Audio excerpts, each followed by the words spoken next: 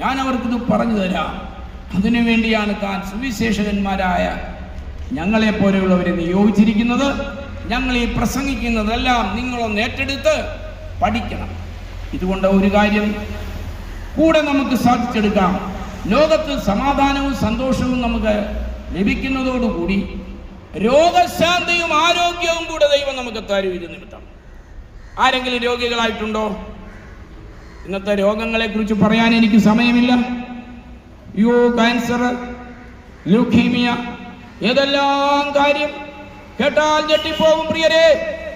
എന്നാൽ യേശുവിന്റെ വചനം മൂലം രോഗശാന്തി അനുഭവിക്കുന്ന മരണാസന്നരായ രോഗികളെ ദൈവം എന്റെ പരിചയമുള്ള എന്റെ സഭയിൽ നിന്ന് വിടുവിച്ച് സാക്ഷികളായി നിർത്തിയിട്ടുണ്ട്. അതിൽ പലരും ജീവിച്ചിരിക്കുന്നു പ്രിയരെ. ദിവസങ്ങൾ എണ്ണപ്പെട്ട പലരെയും യേശുവിന് വിടുവിക്കാൻ കഴിയും. കാരണം യേശുവിന്റെ മുൻപിൽ ഇതൊന്നും ഒരു പ്രശ്നമല്ല. മരണം നിന്റെ വിഷമുള്ള എവിടെയാണെന്ന് ചോദിച്ചു ഓടിക്കും. മരണം യേശുവിനെ കണ്ട് ഓടിപ്പോയി.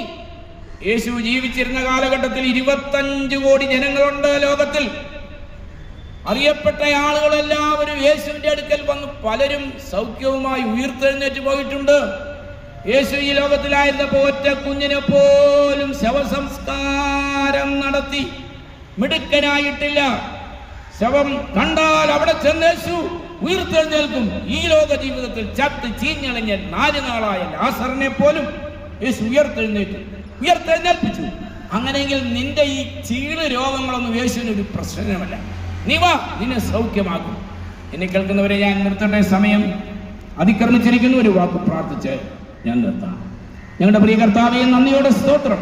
ഇത്രത്തോളം സമയം എന്നെ ശ്രദ്ധയോടെ കേൾക്കുവാൻ ഭാഗ്യം ലഭിച്ച പ്രിയ കേൾവിക്കാർക്കും അവരോട് സംസാരിപ്പാൻ എനിക്ക് ഉദവി നൽകിയ ദൈവത്തിനും സ്തോത്രം ചെയ്യുന്നു.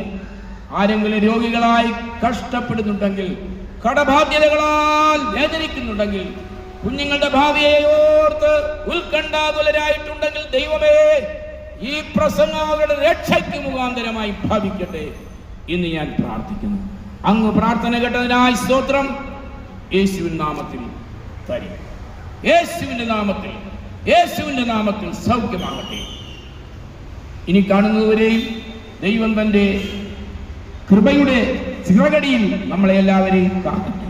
ഈ പ്രദേശത്തെ ദൈവം കൃപ കൊണ്ട് അലങ്കരിക്കട്ടെ എന്ന് ആശംസിച്ചുകൊണ്ട് ഞാൻ നിർത്തുന്നു. നന്ദി, നമസ്കാരം. God bless.